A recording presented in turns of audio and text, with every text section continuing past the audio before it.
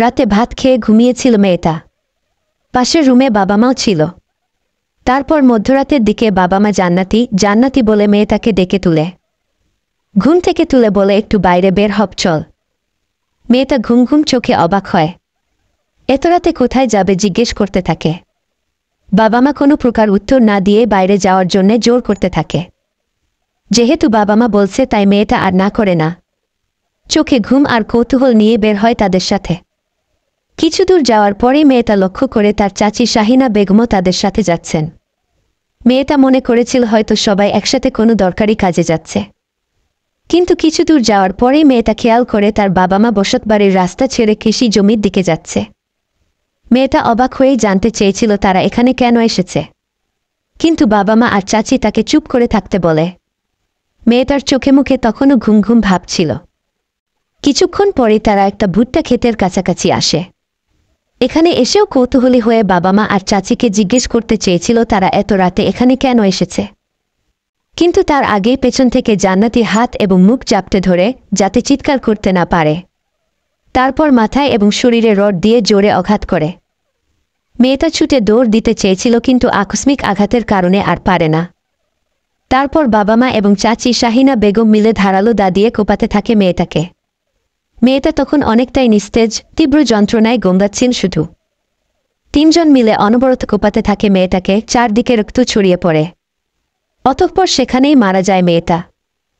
পূর্ব পরিকল্পনায় অংশ হিসেবে বাবা মা এবং চাচি মিলে মেয়েটাকে মেরে ওই ভুট্টা খেতেই রেখে চলে আসে। এ ঘটনা শনিবারের। পরদিন সকালে স্থানীয় কৃষকেরা যখন জমিতে কাজ করতে যায় তখন সেখানে জান্নাতির লাশ দেখতে পায়। লাশ দেখতে পেয়ে খোঁজ দেয় বাবা মাকে। তারা এসে কতক্ষণ কান্নাকাটির নাটক করে যাতে কেউ বুঝতে না পারে। তারপর মেয়ের চাচা এবং বাবা মা মিলে প্রতিবেশী 2-7 জনের নামে মামলা করে। তারপর পুলিশ তাৎক্ষণিক সেই প্রতিবেশীদের আটক করে জিজ্ঞাসাবাদ শুরু করে।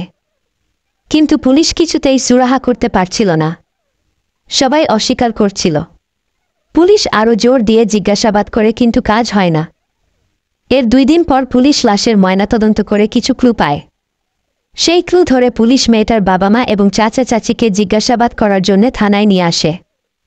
তারা থানায় এসেই ওই প্রতিবেশীদের বিরুদ্ধে সাক্ষ্য দিতে থাকে এবং তাদেরকে ফাঁসি দিতে বলে। বাবা মা বারবার বলতে থাকে আমার মেয়েটাকে ওই প্রতিবেশীরাই মিলে মেরেছে। কিন্তু পুলিশ সেই কথায় পাত্তা না দিয়ে তাদের স্বাভাবিক ইনভেস্টিগেশন চালিয়ে যেতে শুরু করে। এক পর্যায়ে যখন জোরলো জিজ্ঞাসাবাদ শুরু করে এবং ক্লুগুলো সামনে নিয়ে আসে তখন চাচি শাহিনা বেগম পুলিশের কাছে স্বীকার করে ফেলে যে তারাই মেয়েটাকে শনিবার রাতে মেরেছে। বাবা মা তখনও স্বীকার করেনি। কিন্তু চাচি শাহিনা বেগমের স্বীকারোক্তির পর বাবা মা ও বুঝে যায় বাঁচার আর কোনো পথ নেই। তারপর মেয়েটার বাবা জাহিদুল ইসলাম এবং মা মোর্শেদা বেগমও স্বীকার করে যে তারা 3 জন মিলেই মেয়েটাকে নির্মমভাবে মেরেছে। তারপর মারার কারণ জিজ্ঞেস করায় তারা জানায় প্রতিপক্ষ প্রতিবেশীদের ফাঁসাতেই তারা নিজ মেয়েকে মেরেছে। প্রতিবেশীদের সাথে তাদের একটা 3-2 বিঘা জমি নিয়ে ঝামেলা চলছিল বহুদিন ধরেই। তাই চাচি শাহিনা বেগম তাদেরকে প্ল্যান দিয়েছিল নিজ মেয়েকে মেরে ওই জমিতে রেখে আসতে। তারপর তারা মামলা করবে প্রতিবেশীদের নামে।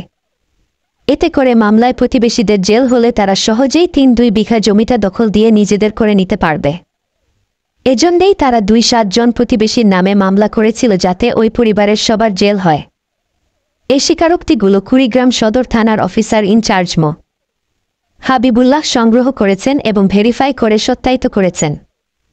তাছাড়া মেয়েটাকে কিভাবে মারা হয়েছিল সে ঘটনার স্বীকারোক্তিও বাবা মায়ের কাছ থেকেই পুলিশ নিয়েছে। জান্নাতি মেয়েটার বয়স খুব বেশি না, 5 বছর বয়স মাত্র। পড়াশোনা করত ক্লাস 9-এ। গ্রামের সবাই এ ঘটনায় খুবই অবাক হয়েছে এবং মেয়েটার জন্য শোকাহত হয়ে কেঁদে কেঁদে বলছিল মেয়েটার আচার ব্যবহার খুবই ভালো ছিল। মেয়েটার স্কুলের শিক্ষক এবং সহপাঠীরাও জানিয়েছে মেয়েটা পড়াশোনায় অনেক ভালো ছিল। বেঁচে থাকলে সামনের বছরই এসএসসি পরীক্ষা দিত, হয়তো ভালো একটা রেজাল্টও করত। আমাদের চারপাশে কতশো দম্পতির সন্তান হয় না বিধায় এ হসপিটাল থেকে ও হসপিটালে দৌড়াদৌড়ি করে দিন পার করে। একটা সন্তানের জন্য কত হাহাকার করে, অথচ সামান্য কিছু জমির জন্য নিজ বাবা মা আর চাচির হাতেই খুন হতে হলো হাসিখুশি মেয়ে জান্নাতির। সত্যি চোখের পানি আর ধরে রাখতে পারলাম না। হায় রে বাবা মা, হায় রে লোভ আর প্রতিহিংসা।